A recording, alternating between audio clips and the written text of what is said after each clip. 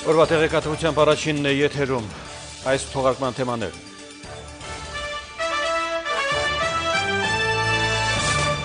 Չնայած բոլոր դժվարություններին 2011 թվականին Հայաստանը կանգնեց տնտեսական աճի ճանապարհին։ Այսօր նախագահ Սարգսյանը գործարարների հետ ամփոփել է ավարտվող տնտեսական տարին եւ հույս հայտնել, որ 2012-ին ձեռքբերումները կլինեն շատ ավելի նշանակալի։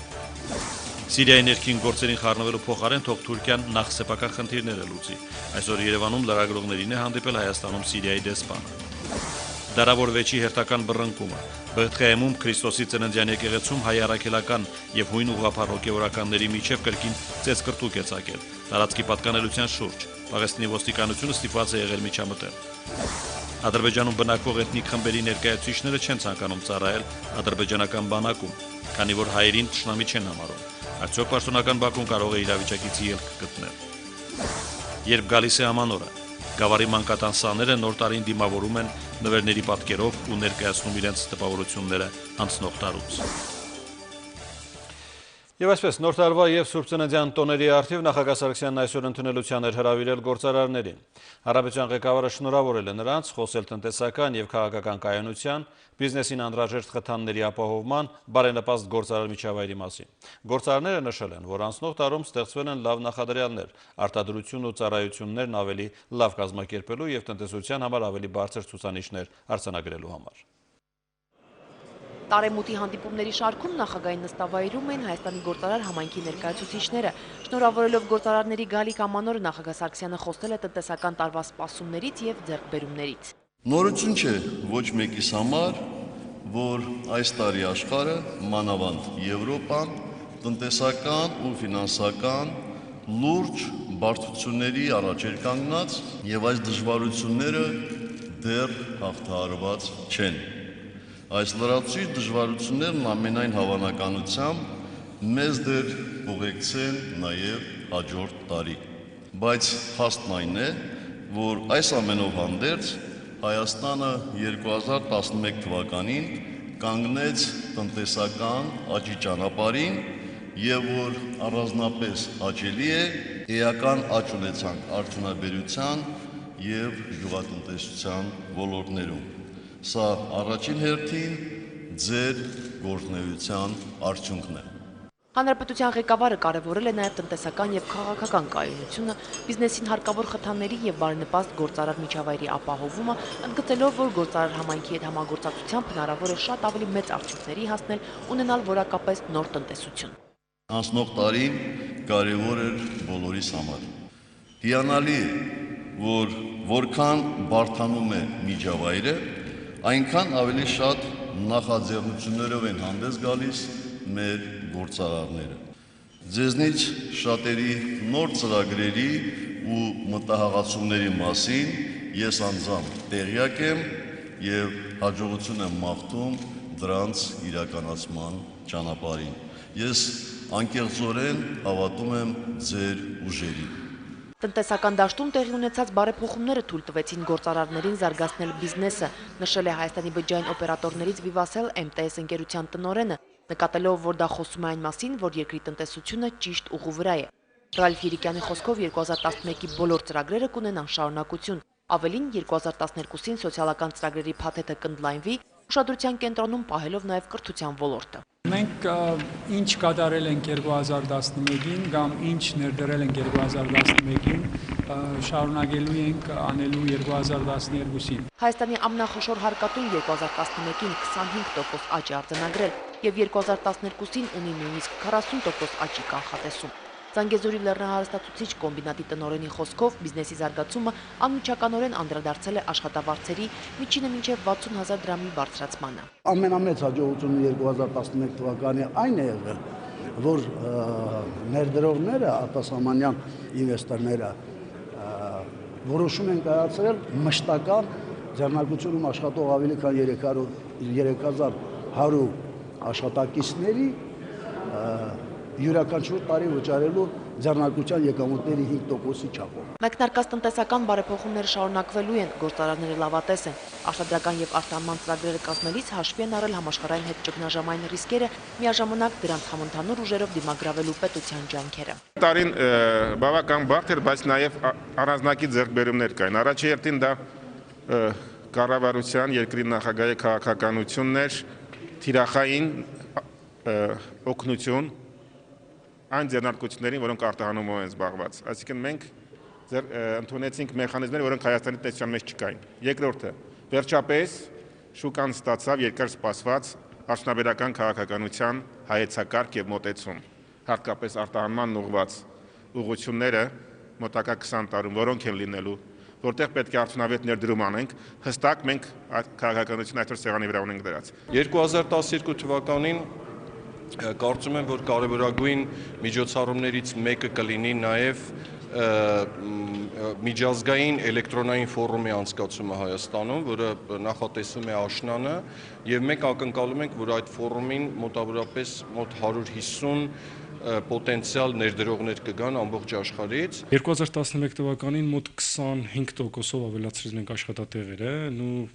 Գյումրիի համար դա շատ մեծ թիվ է։ Ես հավատում եմ հայ մարդուն, հավատում եմ հայ մարդու մտքին եւ աշխատասիրությանը։ Ինձ թվում է, որ 2012 թվականը շատ ավելի դրական լիցքերով եւ շատ ավելի լավ էմոցիաներով ենք փակելու։ Լուսինե Մկրտչյան, Արման Ղարիբյան, Առաջին լրատվական։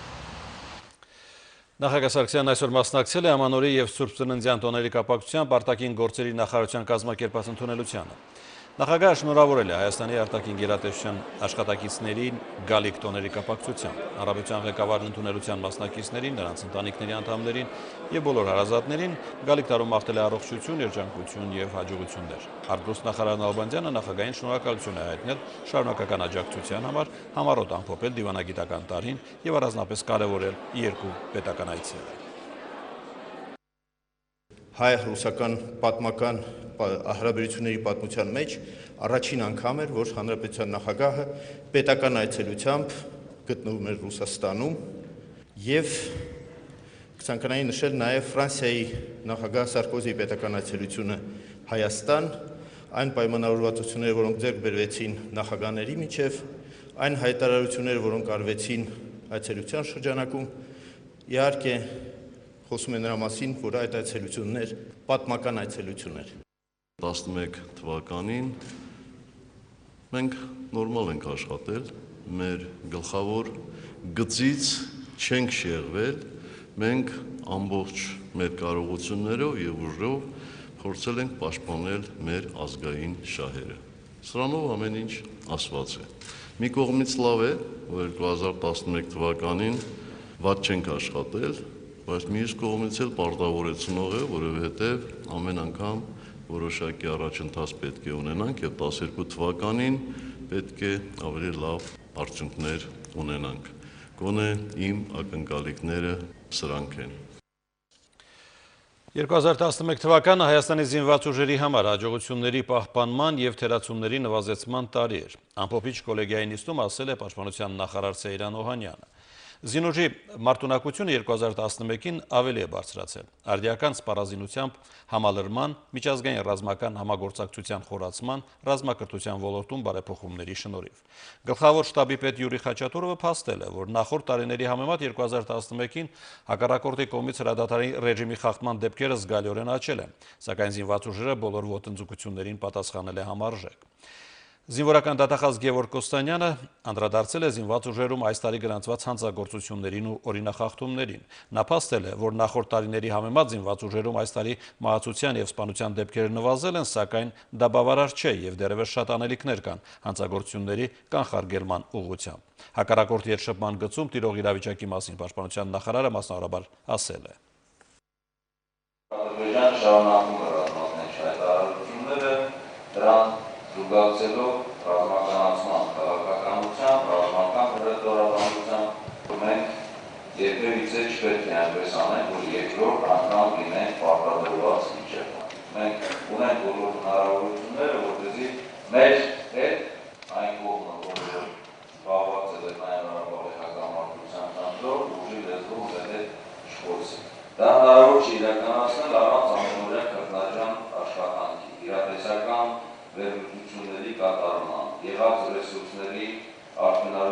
կարգավորման եւ նաեւ կարգապահության ամրապնդման։ Ազատ տնտեսական գոտիները համակարգող միջգերատեսչական հանձնաժողովն իր առաջին նիստում քննարկել է Citronics ընկերության հայտը երկու ազատ տնտեսական գոտիներում կառավարչի կարգավիճակ ստանալու վերաբերյալ։ Դրանցից մեկը մարզ գործարանի տարածքում է 77,000 քառակուսի մետր եւ մյուսը մաթեմատիկական ինստիտուտի տարածքում 27,000 քառակուսի մետր մակերեսով։ Նախատեսվում է Հայաստանում ունենալ 2-ից 3 ազատ տնտեսական գոտիներ, որոնցից մեկը կունենա ագրո, մյուսն արդյունաբերական եւ տեխնոլոգիական, իսկ երրորդն ամենայն հավանականությամբ ոսկերչական ուղղվածություն։ Citronics-ը մտադիր է ազատ տնտեսական գոտիներում ներդնել ընդհանուր առմամբ $10 միլիոն։ Մինչև ծրագրի ավարտը ապահովել 5,000 աշխատատեղ։ Արդեն նախնական պայմանավորվածություններ կան ամերիկյան, իրանական, հնդկական ու բրիտանական ընկերությունների հետ։ Փորձում ենք ստեղծել ազատ տնտեսական գոտի երկու ուղղությունով, high-tech ուղղությունով եւ նոր տեխնոլոգիաներով արտադրություն, որտեղ փորձում ենք ընդհանուր, այսինքն ոչ թե փորձում ենք ընդհանուր պետք է ներդնենք մոտ $10 միլիոն, որոշ մասը ներդրված է, բայց սպասում ենք կոնկրետ վերջնական պատասխանի, որ շարունակենք մեր ներդրումային ծրագիրը։ Այս գոտիները հիմնականում ձևավորվելու են օտարերկրյա կամ նոր ներդրումներ ներգրավելու նպատակով եւ իրանք ունենելու են արտահանման ուղղվածություն։ Այստեղ խնդիր չի լինելու տեղափոխել ինչ-որ բիզնեսներ Հայաստանի Հանրապետության տարածքից այս գոտիներ, խոսքը վերաբերում է նոր տեխնոլոգիաների, նոր ներդրումների ներգրավման, որոնք մենք կարծում ենք կլինեն նաեւ հեղինակավոր ընկերություններ եւ սա նոր կապիտալի հոսքի համար է ձևավորվում եւ կունենալու է արտահանման ուղղվածություն։ Կոռուպցիայի դեմ պայքարի մասին։ Ըստ պետական վիճակագրական տվյալների Հանրապետությունում 2010 թվականին 2008-ի համեմատ գրանցվել է կոռուպցիոն ռիսկերի 5% նվազում։ Կոռուպցիոն դրսևորումները նվազել են հիմնականում առողջապահության, պետավտոտեսչության, հարկային ծառայության ոլորտներում, որտեղ մշտապես արձանագրվել են կոռուպցիոն դրսևորումներ։ Դեռ չի բարելավում արդյունավետ կառավարման եւ օրենքի գերակայության ցուցիչը։ 2011-ի վիճակագրական տվյալները դեռ ամփոփվում են եւ կներկայացվեն հաջորդ տարեսկզբին։ Այս տարվա առաջին կիսամյակում կոռուպցիայի դեպքերի բացահայտման քանակը 2010 թվականի նույն ժամանակահատվածի համեմատ ավելացել է 86-ով։ Իրավապահների թիրախում հայտնվել են նաեւ բարձրաստիճան պաշտոնյաներ։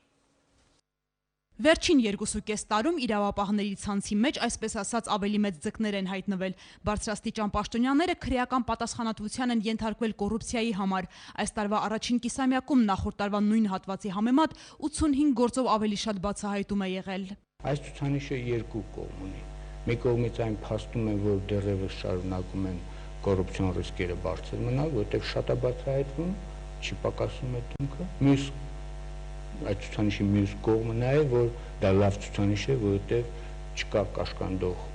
հանգամանք կոռուպցիոն ռիսկերը բացահայտելու համար։ Միջոցառումը նաև կանխարգելի չէ եւ ստիպում է մյուս պաշտոնյաներին հեռու մնալ կոռուպցիայից։ Հանրապետությունում 2010-ին 2008-ի համեմատ կոռուպցիոն ռիսկերի 5% նվազում կա։ Այս ցուցանիշը ստացվել է քաղաքացի պետական ծառայող փոխհարաբերությունները հետազոտելուց հետո։ Կոռուպցիան շարունակում է տարածված մնալ առողջապահության, կրթության, պետավտոտեսչության, հարկային ոլորտներում։ Բարեփոխումների շնորհիվ, սակայն, ոլորտներում կոռուպցիոն ռիսկերն աստիճանաբար նվազում են։ Ոստիկանությունում կոռուպցիան 65-ից նվազել է 56-ի, պետավտոտեսչությունում 58-ից 55%-ի։ Պատկերն այլ կլիներ, եթե հարցվողները ավելի անկեղծ լինեին պատասխաններում։ Կա թաքնված կոռուպցիայի դեպքեր, որի մասին մարդիկ չեն ասում, բայց այն դեպքերը, որոնց մասին մարդիկ ասում են, դրանք նվազել են։ Կոռուպցիոն ռիսկերը նվազագույնի են հասցրել ծննդօգնության հավաստագրերի համակարգի ներդրումը, հարկային եւ մաքսային ոլորտում վարչարարության բարելավման քայլերը, իրավաբանական անձանց մեկ պատուհանով գրանցումը, հավասար են բոլորը օրենքի առաջ թե ոչ, օրենքի գերակայության եւ արդյունավետ կառավարման ցուցիչում դեռ բարելավում չի նկատվում։ Մեր երկրում հակակոռուպցիոն ռազմավարության իրականացման ընթացքը գտնվում է նաեւ միջազգային կառույցների, Եվրոպայի խորհրդում գործող Գրեկոյի միջազգային հակակոռուպցիոն խմբի Transparency International-ի մոնիթորինգի ներքո։ Այս պայդրությամբ վերջին երրորդ փուլի ներկայացված առաջարկությունները Գրեկոյի կողմից ընդհանուր առմամբ վերաբերվում էին քաղաքական կուսակցությունների ֆինանսավորման ոլորտում առկա բարեփոխումների արագացմանը, ինչպես նաև որոշակի հանցակազմերի համալրագրմանը Հայաստանի Հանրապետության քրեական օրենսգրքում։ Կոռուպցիայի կանխարգելման ջանքերում մեծ նշանակություն կունենա հաջորդ տարեսկզբից գործող հանրային ծառայության մասին օրենքը։ Ստեղծվելու է բարձրաստիճան պաշտոնատար անձանց էթիկայի հանձնաժողով, նրանց գույքն ու եկամուտները հայտարարագրվելու են եւ ներկայացվելու հանրությանը։ Արմինե Պետրոսյան, Տիգրան Բաբայան, Առաջին լրատվական։ Այսօր ազգային անվտանգության մարմինները կաշառք ստանալու պահին ձերբակալել են Արարատ քաղաքի սոցիալական ծառայությունների տրամադրման տարածքային միավորման գլխավոր մասնագետ Արսեն Հովհաննիսյանին։ Ծառայության մամուլի կենտրոնից տեղեկացնում են, որ ոմն քաղաքացու օրենքով սահմանված կարգով ամենամսյա նպաստը հատկացնելու դիմաց վերջինս պահանջել եւ ստացել է 50,000 դրամ գումար։ Փաստի առթիվ հարուցված քրեական գործի նախաքննությունը կատարվում է ազգային անվտանգության ծառայության քննչական վարչությունը։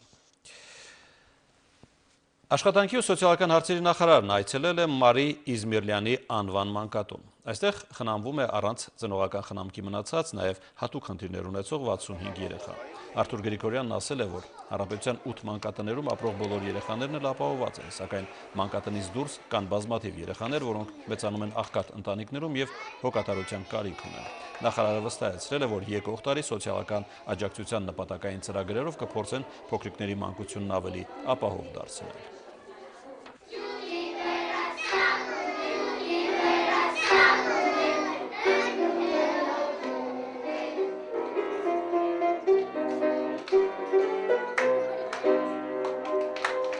Մերպապը և Ջունանուշը դա իրենց հրաշքներն են և 2011 թվականին թե 2012 թվականին պետության կողմից բավարար միջոցներ ամբողջությամբ տրամադրված են մանկատներում, գիշերօթիկ հաստատություններում, որևիցե խնդիր, որևիցե սպասում, որ կարող է լինի, չունենք մենք։ Մեր պետության կողմից բավարար ֆինանսավորում ամենայն առումով ապահովված է։ Հաջորդ տեսանյութը Գավառի մանկատնից է։ Այստեղ են պատրաստում տարեմուտի հանդեսին։ Մանկատան սաներին առաջինը շնորհավորել եւ նվերներ է ուղարկել Հանրապետության առաջին տիկինը։ Շնորհավոր բոլորին ամանորը եւ Սուրբ Ծնունդը։ Ցանկանում եմ, որ մեր պապը ես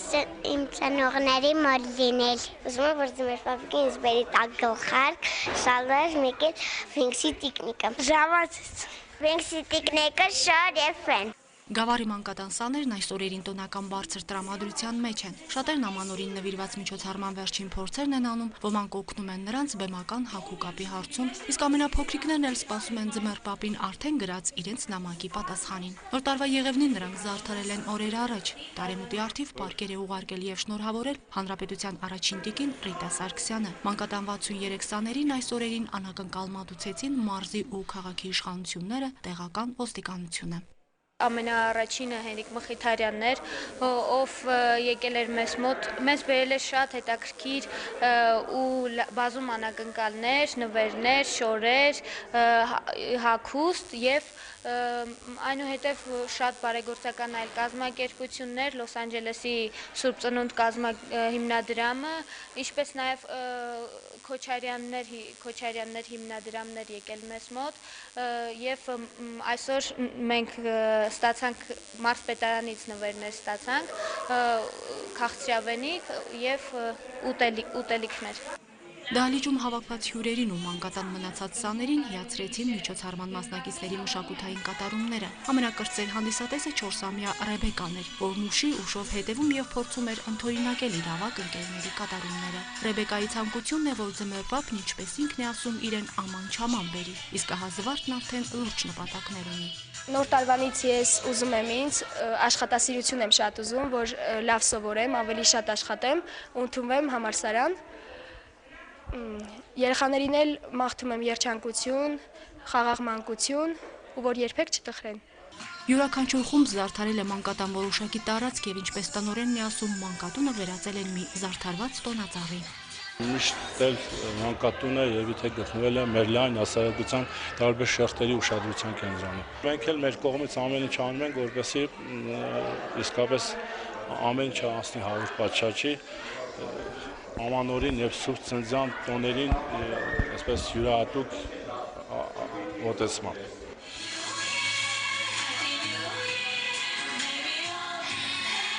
Հասմիկ Շահբազյան, Ֆելիքս Ղազարյան, Առաջին լրատվական։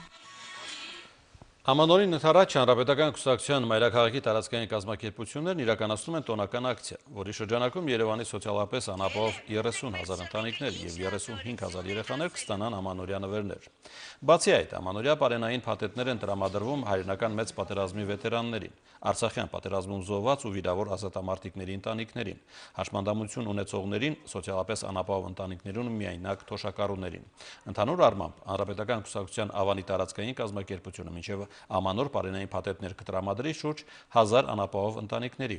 իսկ Մալաթիա Սեբաստիա տարածքային կազմակերպությունը տոնական նվերներով ապահովում է նաև մանկապարտեզների տարեվերջյան հանդեսները։ Մազավակ մայր եմ, ես շատ շնորհակալ եմ Հանրապետական կուսակցությունից, ինձ ամեն ինչով աջակցում է։ Ես հայրենական պատերազմի զինված ուժերի աշխատանքի վետերանների անունից շնորհակալություն եմ հայտնում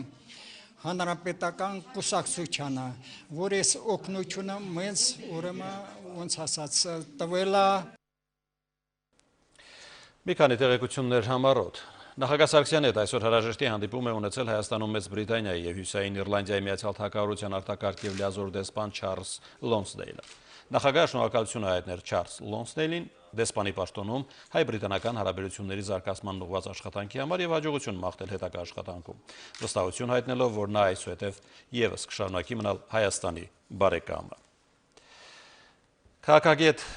Քաղաքագետ Լևոն Մելիք-Շանազարյանն է այսօր խոսել Ադրբեջանում ծավալվող էթնոքաղաքական գործընթացների մասին։ Նա վկայակոչել է այդ երկրում բնակվող էթնիկ խմբերի ազդեցիկ ներկայացուցիչների տարածած հայտարարությունները, որտեղ ասվում է, որ հայերին չեն համարում իրենց թշնամի և կոչ են արել իրենց երիտասարդությանը հրաժարվել զինվորական ծառայություն անցկացնել Լեռնային Ղարաբաղի Հանրապետության և Ադրբեջանի սահմանային տարածքներում և որ եթե էթնիկ խմբերը հետամուտ լինեն այդ գործին, ադրբեջանական կողմից պատերազմի սպառնալիքը կդադարի, որովհետև ադրբեջանցիները երբեք չեն համարձակվի միայնակ պատերազմել հայերի դեմ։ Քաղաքագետը վստահ է, որ Ադրբեջանում հայերն ունեն պատմական բարեկամներ, որոնք արցախցիների հետ նույն ճակատագիրն ունեն ու նաև ընդհանրություններ։ Այդ բոլոր ժողովուրդներն իրենց թիկունքում ունեն հենարան պետություններ, ինչպես Արցախի համար Հայաստանը։ Հրաժարվել այդ բռնի ասիմիլյացիոն գործընթացից Ադրբեջանը չի կարող։ Այդ դեպքում պետք է ֆեդերալիզացվի Ադրբեջանը, որը ձեռնտու չի, որը քանդի։ Չի հրաժարվել հզորացնել ճնշումը, ուժեղացնել ճնշումը բնիկ ժողովուրդների հանդեպ։ Դա նշանակում է պոռթկում, դա նշանակում է ապստամբում, դա նշանակում է բոլոր այն գործընթացները, որը տեղի են ունեցել ժամանակին Արցախի հանրապետության տարածքում։ Եվ մենք պետք է հաշվի առնենք, որ նրանք քանակով ավելի շատ են, քան հայերը 88 թվին Ադրբեջանում։ Այսօր Երևանում լրագրողների հետ է հանդիպել Հայաստանում Սիրիայի գործերի ժամանակավոր հավատարմատարը։ Խոսելով Սիրիայի ներքաղաքական իրադրությունից, նա հայտարարել է, որ Սիրիայում անվտանգության ուժերը քաղաքացիներին չեն սպանում։ Դամասկոսում անցած շաբաթ տեղի ունեցած պայթյունները Ալ-Քաիդայի ձեռագիրն են, նշել է Մամուն Ալ-Հարիրին, նկատելով, որ ինֆորմացիոն հոսքերի միջոցով ապատեղեկատվություն տարածողները հիմնականում արաբական և թուրքական լրատվամիջոցներ են, որոնք նրա խոսքով կատարում են Սիրիայի կազմաքանդմանն ուղղված արևմուտքի քաղաքական պատվերը։ Սիրիայում Ալ-Հարիրիի խոսքով վատ են վերաբերվում Թուրքիայի վարչապետի երկդիմի քաղաքականությանը, որի նպատակը ոչ թե Սիրիայի նախագահ Բաշար Ալ-Ասադի բարեփոխումների ծրագրին աջակցելն է, այլ Թուրքիայում սիրիացիներից բաղկացած հակաիշխանական ուժերի գործունեության համար դաշտ ստեղծելը։ Հայաստանում Սիրիայի գործերի ժամանակավոր հավատարմատարը նաև անդրադարձել է հայ համայնքի դերակատարմանը։ Հայ համայնքը սատարում է նախագահ Բաշար Ալ-Ասադի բարեփոխումներին և պահպանում է քաղաքական չեզոքություն։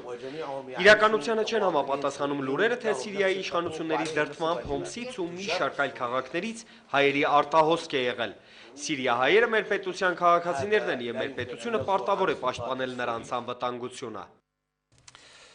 Քրիստոնյաների Սուրբ քաղաք Բեթխեհեմում հայ և հույն հոգևորականների միջև ծեծկրտուկները վաղուց արդեն տխուր ավանդույթ են դարձել։ Անցած մի քանի տարիների պես այս տարի ևս Քրիստոսի ծննդյան եկեղեցում, որտեղ Զատգիտոնին ընդառաջ մաքրման աշխատանքներ էին կատարվում, մոտ 100 հոգևորականներ ու վանականներ ցախավելներով զինված կռվի են բռնվել։ Իսկ կռվախնձորը դարձյալ եկեղեցու ներսում նրանց հատկացված տարածքն էր։ Կրքերը հանդարտվել են միայն, երբ միջամտել է պաղեստինյան ոստիկանությունը։ Կարգուկանոնը վերականգնելու համար իրավապահները դիմել են մահակների ու վահանների օգնությանը։ Դատելով բրիտանական հեռուստաընկերության նկարանած կադրերից առավել ագրեսիվ են եղել հույն հոգևորականները, որոնց էլ բաժին են հասել ոստիկանների մահակների հարվածները։ Ոչ ոք չի ձերբակալվել, քանի որ ինչպես նշել է Բեթխեհեմի ոստիկանապետը, բոլոր մասնակիցները Աստծո մարդիկ էին։ Հյուսիսային Կորեա։ Փենյանում այսօր հողին են հանձնել հյուսիսկորեական ազգի առաջնորդին Կիմ Չեն Իրին։ Սկո արարողությունը սկսվել է 4 ժամ ուշացումով։ Սկո թափորը շրջել է Փխենյանի կենտրոնական փողոցներով։ Իդեպ հուղարկավորությունը տևելու է 2 օր։ Այսօր հյուսիսկորեացիները վերջին հրաժեշտն են տվել իրենց սիրելի ղեկավարին, իսկ վաղը նրա դին կտրվի գերեզմանատանը, որտեղ տարիներ առաջ թաղվել էր Հյուսիսային Կորեայի հիմնադիր եւ առաջին նախագահ Կիմ Իր Սենը։ Օտարերկրյա պատվիրակությունները հուղարկավորությանը մասնակցելու իրավունք չեն ստացել։ Ներկայ են միայն դիվանագիտական կորպուսի ներկայացուցիչները։ Իսկ Հայաստանի սպորտի ու երիտասարդության հարցերի նախարարությունում որոշել են լավագույն քաղաքային եւ գյուղական մարզական համայնքներն ու լավագույն մարզական բակը։ Հանրապետության նախագահի մրցանակի համար անցկացվող հանրապետական ստուգատեսների հաղթողներին պարզելու չափորոշիչը մեկն է։ Հաղթում է մասսայական սպորտին զարկ տվող եւ առողջ ապրելակերպ քարոզող համայնքը կամ բակը։ Ամփոփվել է նաև Հայաստանում եւ Արցախում անցկացված մարզական փառատոն միջոցառման արդյունքները։ Լավագույն քաղաքային մարզական համայնք է ճանաչվել Կապանը։ Երկրորդ մրցանակի արժանացել Աբովյան քաղաքը։ Երրորդ տեղը բաժին է հասել Մեծամոր քաղաքային համայնքին։ Լավագույն գյուղական մարզական համայնք ստուգատեսում հաղթել է Շիրակի մարզի Նոր կյանք գյուղը։ Երկրորդ տեղում է Վայոց ձորի մարզի Մալիշկա։ Երրորդում Կոտայքի մարզի Բջնի գյուղը։ Լավագույն մարզական բակ է ճանաչվել Սպիտակ քաղաքի հյուսիսարևմտյան թաղամասի բակը։ Բոլոր անվանակարգերում առաջին տեղը գրաված համայնքներն ու բակը պատկերակրվել են 1 միլիոն դրամով։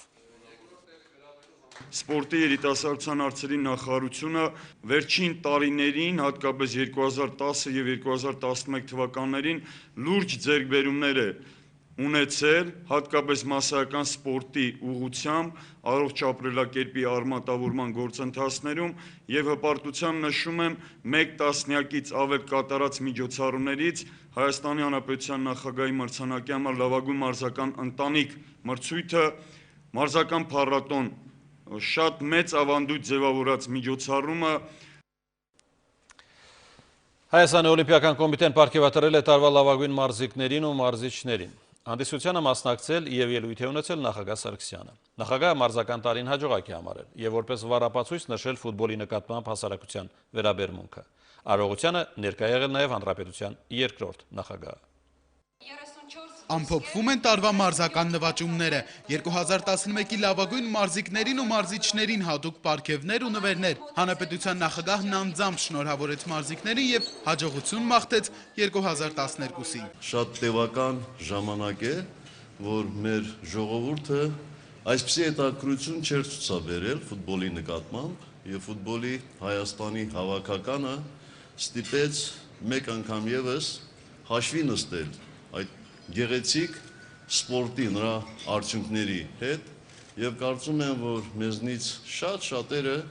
հպարտության բազմաթիվ պահեր ապրեցին եւ շատ մարդիկ, նույնիսկ նրանք, ովքեր մինչեւ վերջերս ֆուտբոլով էլ չէին հետաքրքրվում, մինչեւ հիմա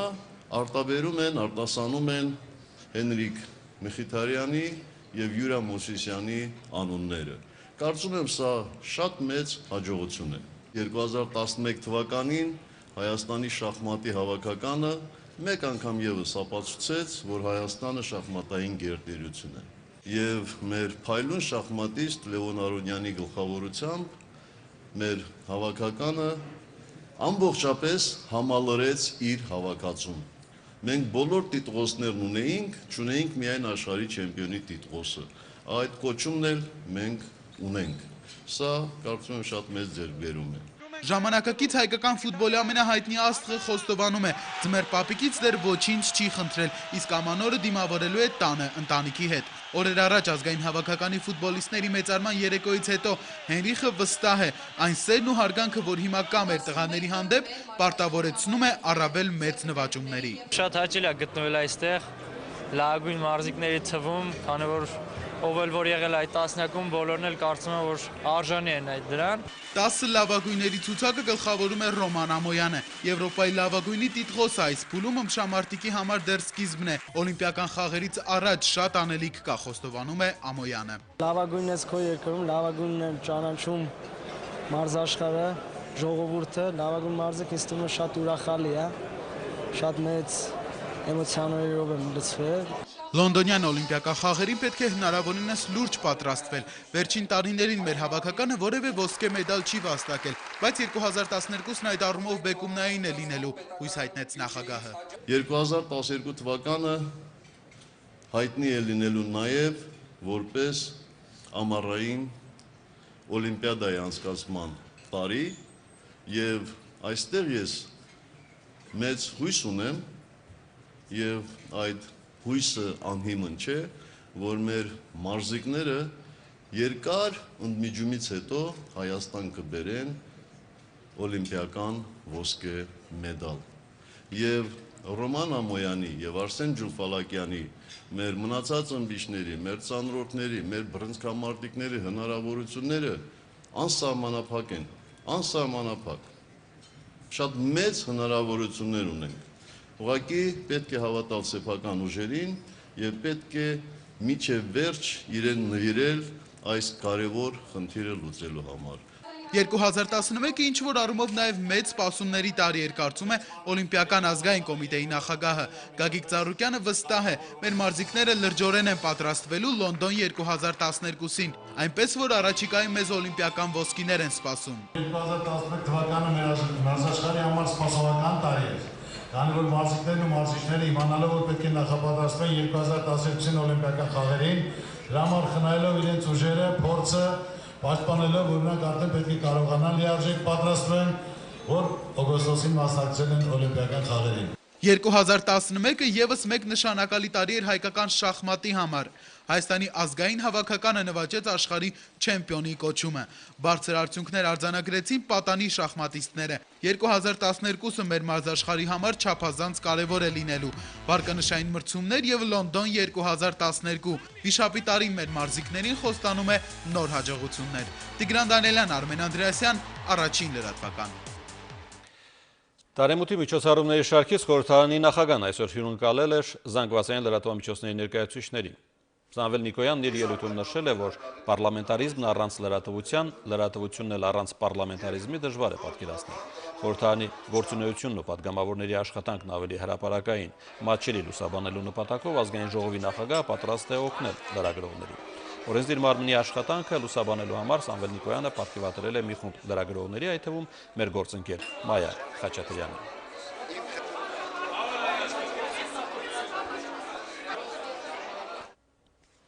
Երևանի համար 194 դպրոցում ամփոփվել է ամանորյա երգերի փառատոնը։ Երգչուհի Սյուզան Մարգարյանի նոր տարի ձայնասկավառակը բաժանվել էր բոլոր մանկապարտեզներին։ Երգերը լավագույնը կատարող 12 մանկապարտեզների սաները այսօր մասնակցում էին տոնական համերգին։ Բոլոր մասնակիցները ստացել են խրախուսական մրցանակներ։ Նրանց ողջունել է երգերի հեղինակ երգչուհի Սիրուշոն։ Ինչ որտեղ երևի երգը գրելիս այդ պահ պատկերացնում եմ, երգեն թե չեն երգի արդյոք, եւ ես ուրախ եմ, որ այսօր տեսնում եմ, որ երեխաներն էլ սիրում են երգերը եւ երգում են։ Եվ վերջում առաջարկում եմ տեղափոխվել այս օրերին ձյունառատ ջերմուկ։ Ինչպես արձանագրել է առաջինի տեսախցիկը, տոնական լուսավորությունը անճանաչելիորեն գեղեցկացրել է քաղաքը։ Այս տարի քաղաքն աննախադեպ շուկով ու փայլով է ներկայանում իր այցելուներին ու զբոսաշրջիկներին։ Բազմաթիվ բնական եղևնիների կողքին իր առանձնահատուկ տեղն է գրավել նաև Հունաստանից բերված տոնածառը, որը շրջապատել են Սուրբ Ծնունդը խորհրդանշող կերպարները, ինչն էլ մեծ ուրախություն է պարգևել ջերմուկ այցելած բազմաթիվ հյուրերին ու տեղաբնակներին։ Ամանորյա անակնկալների սպասում են հատկապես երեխաները։ Տոնական օրերին ձմեռ պարն ու ձյունանուշը կայցելեն համայնքի սոցիալապես անապահով եւ բազմազավակ ընտանիքների միայնակ մայրերի։